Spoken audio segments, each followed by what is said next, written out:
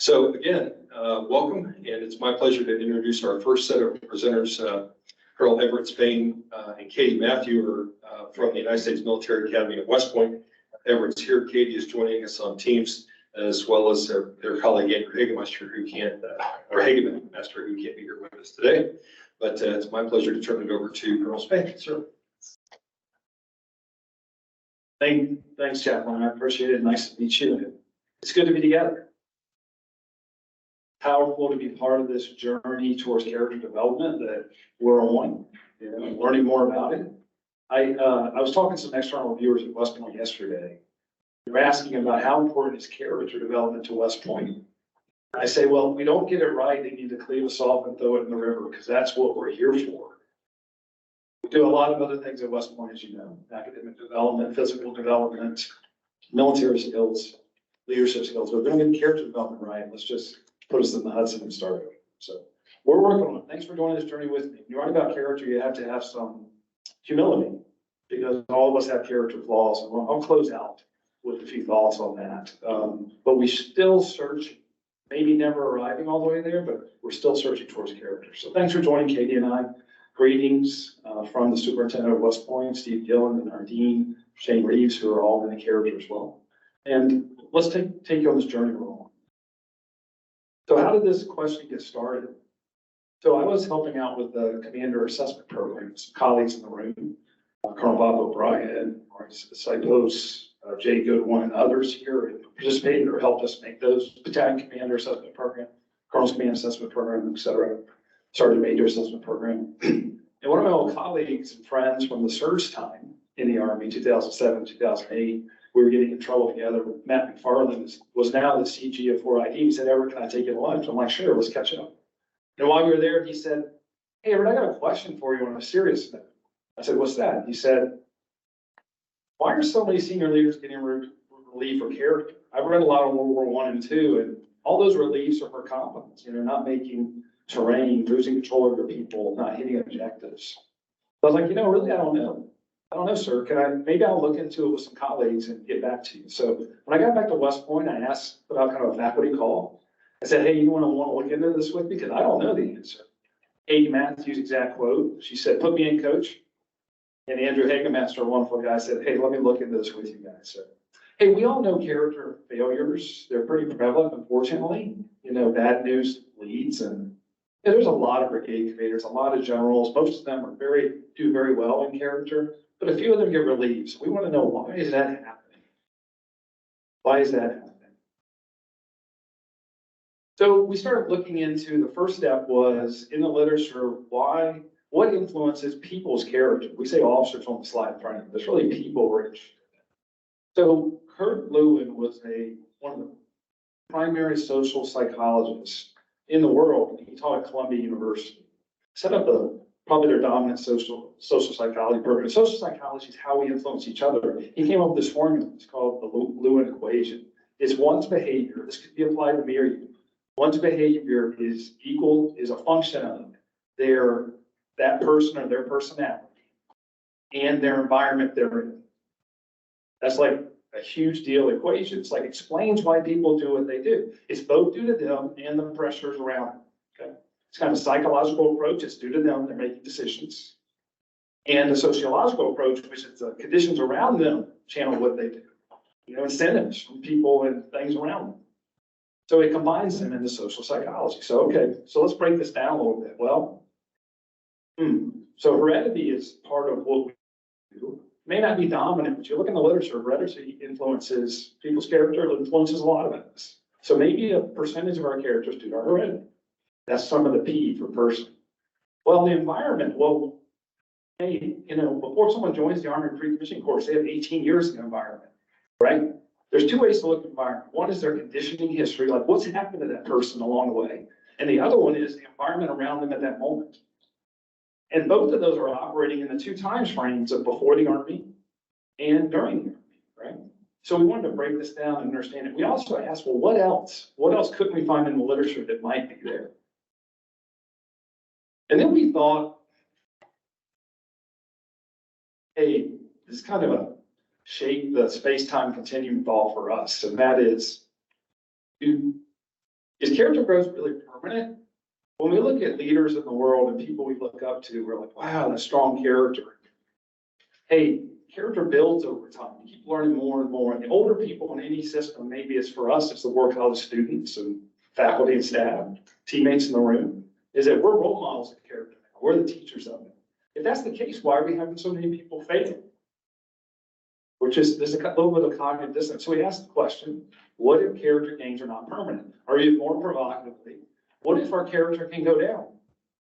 Just like it can go up. Everett, Spain, 52 years old, Colonel in the Army. Can my character drop this week if something happens to me or I make some decisions that lead to things becoming internalized? We researched this a little bit and found similar theories, but not exact. Ethical fading, ethical drift, ethical erosion, where it seems to say maybe there is a steady leak in character. And maybe the question is just how much are we leaking in character? Not are we leaking? How much are we leaking? So let me hand off to my teammate, Katie Matthew. Good morning, everybody. Greetings from West Point. And so to follow up with what Everett was bringing up, we wanted to understand the issue is first we need to look for the variables that are consistent and inconsistent. Why do some fail and others not? Is it solely personality? If we have deliberate conditioning in the Army, the same general experiences, we have to figure out which of those are consistent to then figure out where the variability is. As you saw, we listed a couple of case studies at the beginning, and about half of them were geographically separated commanders. I myself was a geographically separated commander, but thankfully, for a lot of good reasons, I'm not on that list. And so trying to figure out what is driving this.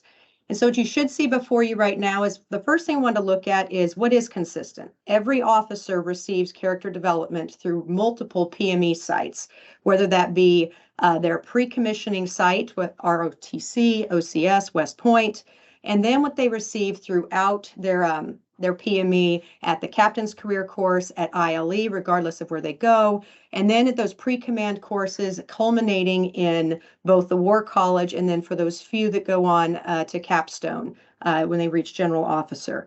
And so what you see is this rate is what we took is the number of hours of actual character-focused training and teaching deliberately focused on character. That doesn't mean that it was a thread weaved into everything we do, because even here at West Point, we took a hard look at ourselves and said, well, yes, character is in every classroom. It's not deliberately a part of every single hour. So that was the measure that we used. And then we took that total number over the years of service. And what you see is this drifting down, meaning that by the time you have an 06 getting ready to go into the pre-command course, they have averaged about 3.5 hours over their years of service, which sounds horrible. This doesn't mean it's going down. That's not what we're saying here. What we are saying is that a lot of attention is put up front based on this idea that character can't decline. And so we looked at that and said, well, okay, if we're based on that assumption that we're putting a lot in at the beginning, what is possibly going to shore that up over time? And so then we started to look at that. It still doesn't explain why some are failing and some aren't, because every officer receives the same level of training. And so going to the next slide. So we looked at this and turned the model on its head and said, instead looking at it as a reservoir, think of it as a tank. I am a maintenance officer by trade. I can think about storing up supplies, everything from a 55-gallon drum of oil.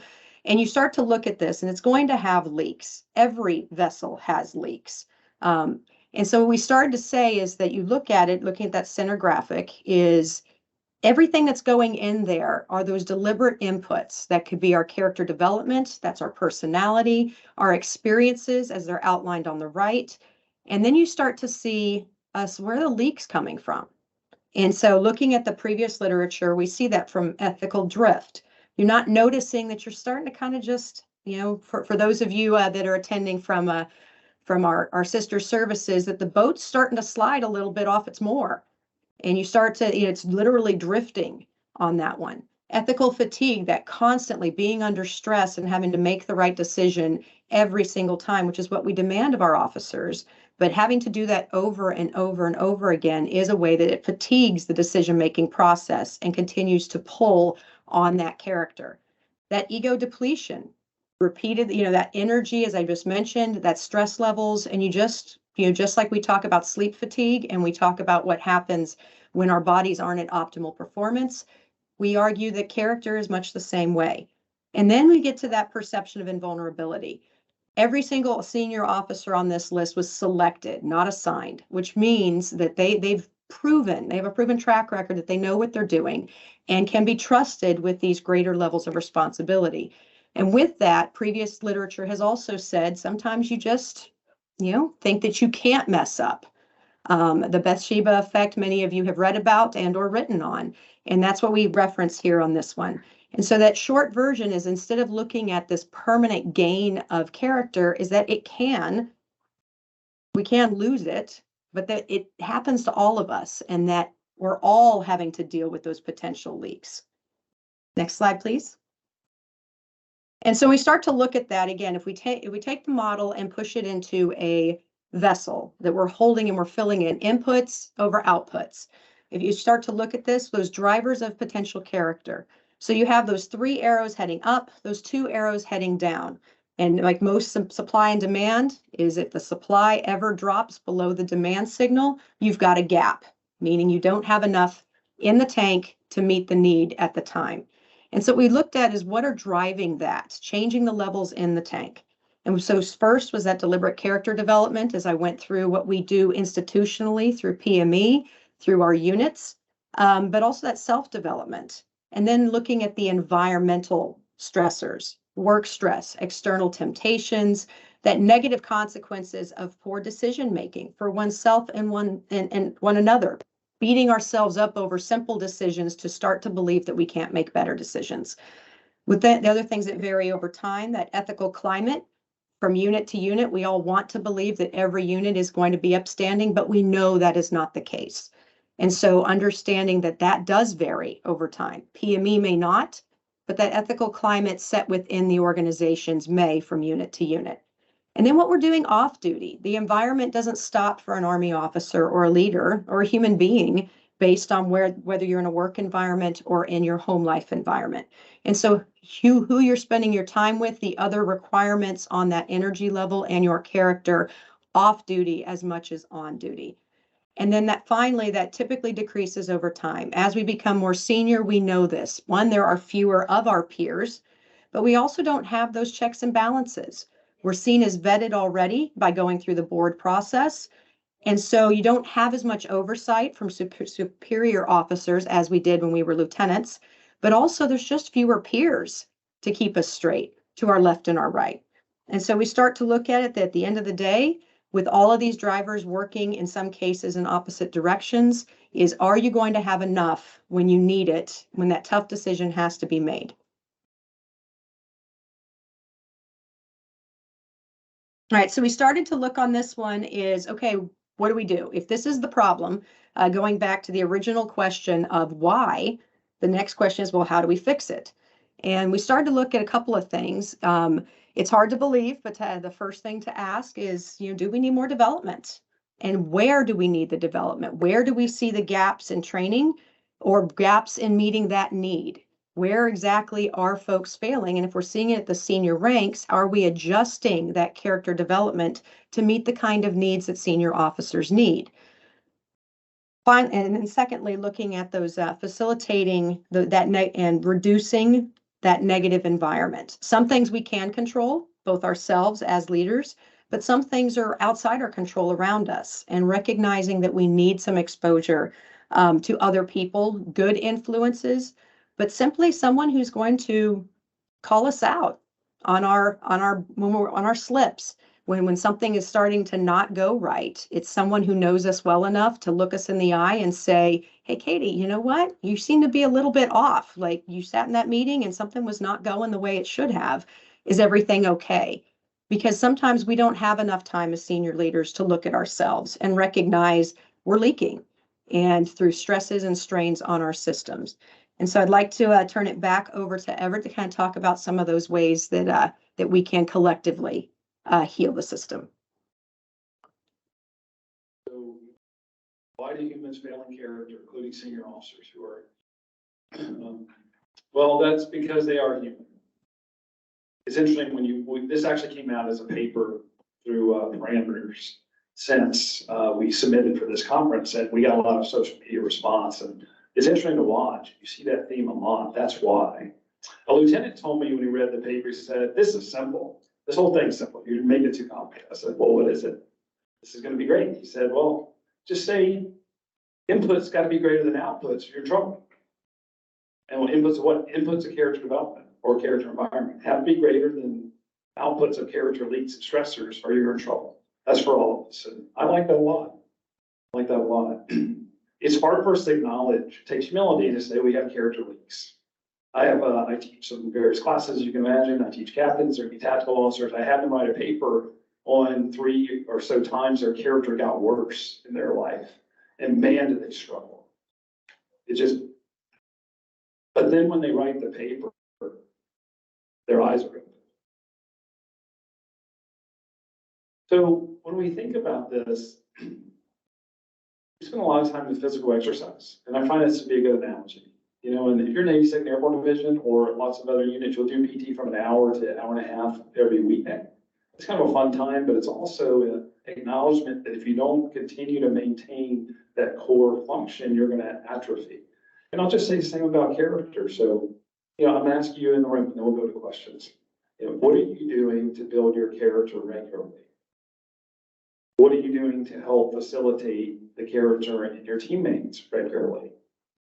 Because what Katie and I and Andrew and I learned through this process is that character is a resource, we'll call it character potential, that will go down over time. So we want to pour in more than is coming out. Thank you for your attention today. Look forward to your questions and helping us push on this issue.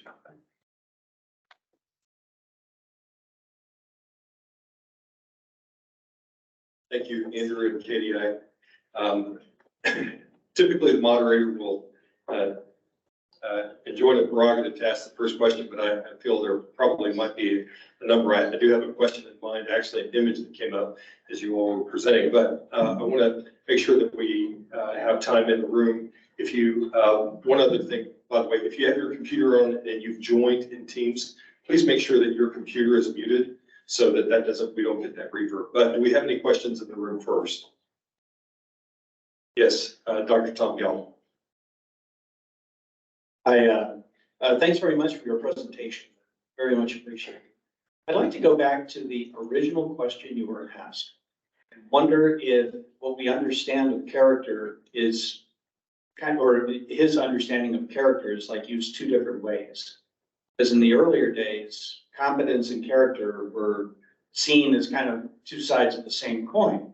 So if you failed to do something correctly or were incompetent in some way, well, that was a reflection of character. So that was one way of looking at it. Now we've really sought to separate the two. And I wonder if, because incompetence is harder to measure, if, you know, this change our focus so much on character, are we really looking at the same thing?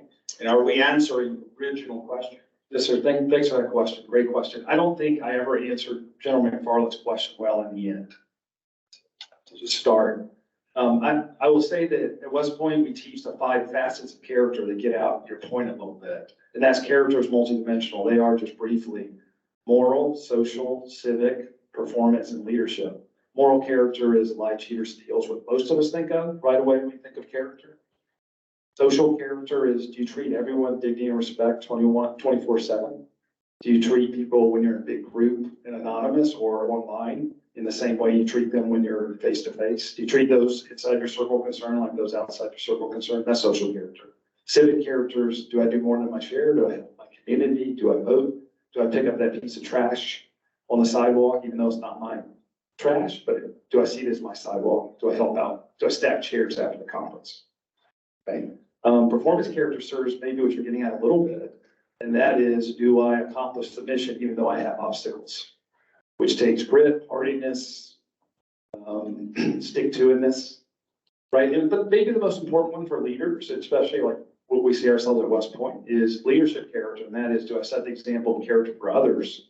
But the more complicated one is, do I intervene when I see a character failure or injury around me that matters or hurting someone else? Especially when it puts me at risk as the intervener. Might not have standard. Do I have leadership character? So, sir, thank you for that. It's still, we should look into it more. I don't have a great answer for you, but you hit on something that we didn't answer Gentleman Farland's question totally in the end. More questions, please, including pushing back against us. Yes, sir.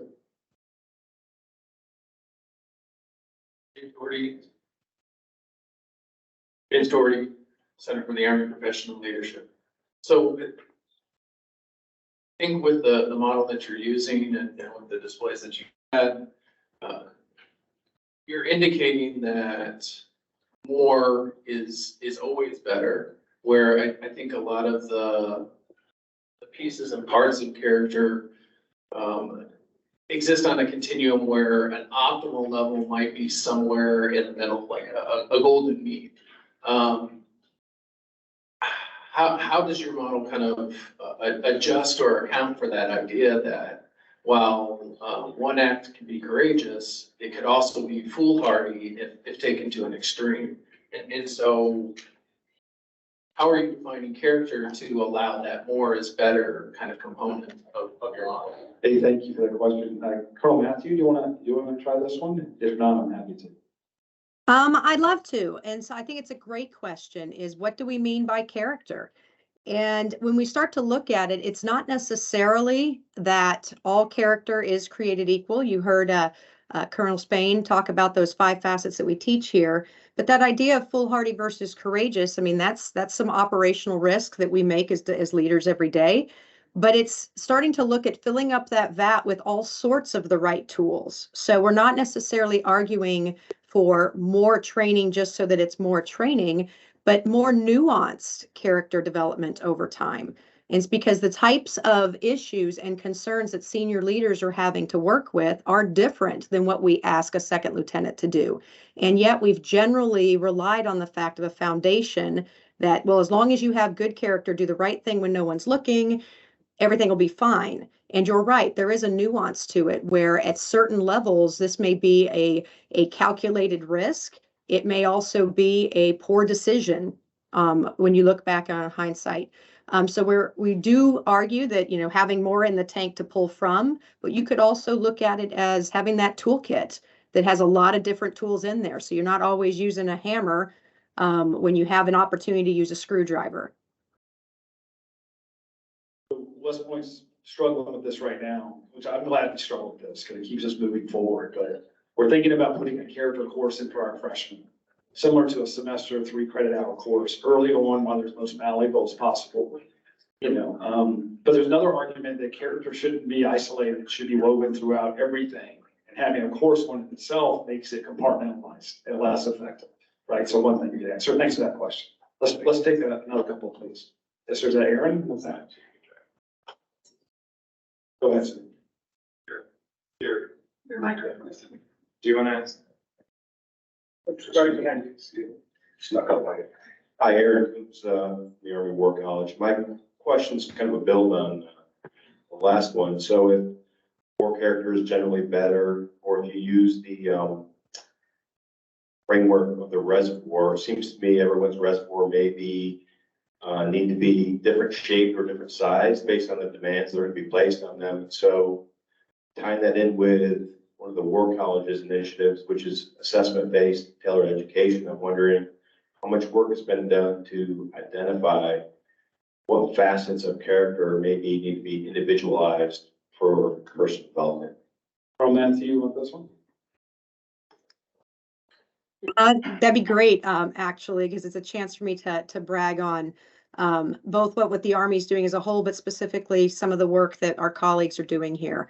And so if you look at what we've changed about the way we select officers, we've started to look at with BCAP and CCAP that there's more to it than just a board review of their files, noting one of the questions in the chat on that when we start to balance this competence and character on that. And so those are among those ways of looking at that assessment based, because it's also pairing folks with a coach. I know when I went through PCC at Leavenworth, I was paired with a senior coach to kind of walk through this, but it was very deliberate as to who was paired with me as a former logistician senior officer who then followed up 6 months later while I was in command and called me and double checked to see how things were going. And so I think we are moving in that direction to recognize that not all leaders are the same. Not all leaders are in the same environmental constraints, but we've got a ways to go. It is a large organization, and it's quite frankly easier to treat all of them the same way. But we can't do that anymore, not in a talent-based system. Thanks. And what a great question. Appreciate Work College's detailed approach to this. And Dr. Goodwin had a question earlier, so. Thanks, Everett. Thanks, Everett. Thanks, Katie. Good presentation. And first off, I appreciate as a psychologist that you went all the way back to Lewin's early model. That it's cool to see that every so often that people actually go back to some of the real basics and how we understand how the humans behave. The question that I've got, when you were talking your way through this in your presentation, it made me think of some of the more recent research on situation strength and how situation strength interacts with personality and personality expression. That really comes out of the environment side of things. And what it made me think about was the idea of having character, having the skills, the personality traits, the temperament is different from exercising it. And so my question becomes, have you thought about, or how would you incorporate the idea of exercising those ethical muscles into the leaky reservoir model? Sure, I'll take a shot. We're going to close out quickly and happy to talk to you more out of respect for our next presenter. West Point's a 47-month developmental lab where we just put so much on the cadets, including 12 periods of leadership and followership where they're graded over time, whether it be summers or falls. They always have jobs. They're always under stress, and therefore character issues happen all the time. And that is our process for practice. How do we do it with senior officers and stuff, especially like in a war college setting? Like there's not a lot of character stress going on typically in that lab. So what Dr. Goodwin's referring to was written about and called the moral judgment action gap, that you might know what's correct character-wise. That's most adults, not just officers, know what's right character-wise. The problem is most of us are not good at doing what's right when it's stressful to do so. Okay, so we teach that theory to tactical officers at West Point, and so they're armed with it when they start their development of cadets, and they're the ones that are on the ground tip of the spear to develop them. But it's a huge issue. The more reps we can get, there was a great book written about developing character. I'll think of the name. Came out in the last year from a friend at UNC. And he advises having people practice character with small steps, like they're practicing baseball. You use some dry swings, then we're going to pitch it underhand, then we're going to throw some fastballs, then we're going to try curves. But same with character. Have people practice things and act in character. We held 2 core-wide improv trainings this last fall, where we had put them in scenarios, they had to act as different bystanders, victims, perpetrators in various abusive situations, and we made them practice intervening. It was hard, even though it was practice, it was hard. So we want to keep doing things like that. You get ideas on how to do that better, please let us know. Everyone, on behalf of Colonel Matthews and I, we hand it to Colonel Matthews for a closing comment, maybe. Again, thank you. We appreciate all the work that's going on at the War College, in particular, specifically looking at this topic. And we're hoping to pair up with some more folks just to really kind of crack this code on how we can all be better. Well, thank you, Colonel Matthew, Colonel Spain. What I would ask you all to do, please, as our presenters, I know we couldn't get to all the questions that were in the chat. And so, Sir Colonel Matthew, if you might be willing to, as you log into students, perhaps a dialogue with those people individually about their questions, that would be very helpful. By the way, the image of a leaky vessel brought to mind an image, a sort of counter image in my mind, which is the guy that you see on channel 41 at 2 a.m. in the morning, who's selling this magic glue that he rows a leaky boat out into a lake and it sinks, and then he patches it with this glue, and it made me think about, well, what glue can we use to apply it? And I was specifically thinking of how does an officer's or a leader's self-development of conceptualization of trust perhaps act to stem some of the leaks in behavior in the future. But at any rate, we are deeply appreciative of your presentation. Thank you so much. And